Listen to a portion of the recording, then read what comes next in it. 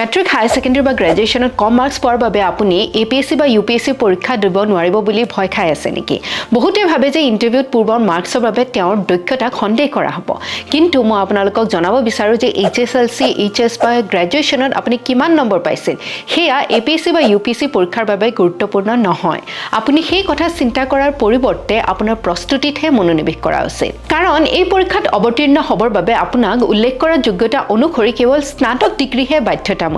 নিৰ্দিষ্টকৈ কিমান নম্বৰ পাইছে আবেদন প্ৰক্ৰিয়াৰ সময়ত বিবেচনা কৰা নহয় বৈধ ডিগ্ৰী যদি আপুনি ল'ব পাৰিছে হেয়াই যথেষ্ট এই পৰীক্ষাৰ বাছনি প্ৰক্ৰিয়া সম্পূৰ্ণৰূপে মেধাভিত্তিক হয় বা মেৰিট বেছড হয় আৰু পৰীক্ষাৰ বিভিন্ন পৰ্যায় যেনে প্ৰিলিমছ মেইনছ আৰু ইন্টাৰভিউত আপুনি কেনে ফলাফল লাভ কৰিছে হেয়াহে গুৰুত্বপূৰ্ণ এই তিনিওটা স্তৰৰ দ্বাৰা আপোনাৰ জ্ঞান বিশ্লেষণাত্মক দক্ষতা আৰু প্ৰশাসনিক ভূমিকাৰ বাবে উপযুক্ততা মূল্যায়ন কৰা হয় পৰীক্ষাৰ পাঠ্যক্ৰম যথেষ্ট বিস্তৃত হয় আৰু ইয়াত ইতিহাস ভূগোল ৰাজনীতি অৰ্থনীতি সমাজ বিজ্ঞান সাম্প্ৰতিক পৰিঘটনাৰ আদিৰ ওপৰত এজন প্ৰাৰ্থীৰ যোগ্যতা নিৰ্ধাৰণ কৰা হয় এই পৰীক্ষাত বিভিন্ন শৈক্ষিক পটভূমিৰ ব্যক্তিসকলে তেওঁলোকৰ বৰ্তমানৰ জ্ঞান আৰু প্ৰস্তুতিৰ প্ৰচেষ্টাৰ ভিত্তিত ন্যায্যভাৱে প্ৰতিযোগিতাত অৱতীৰ্ণ হ'ব পাৰে সেইবাবে আপুনি এই পৰীক্ষাৰ বাবে বিষয়সমূহ গভীৰভাৱে বুজি সমালোচনাত্মক চিন্তাধাৰা গঢ়ি আৰু সাম্প্ৰতিক পৰিস্থিতিৰ সৈতে নিয়মীয়াকৈ আপডেটেড হোৱাটোহে প্ৰয়োজন আপোনাৰ নিষ্ঠা প্ৰস্তুতিৰ কৌশল আৰু পৰীক্ষাটোত নিজৰ প্ৰদৰ্শনৰ দ্বাৰা আপুনি নিযুক্তি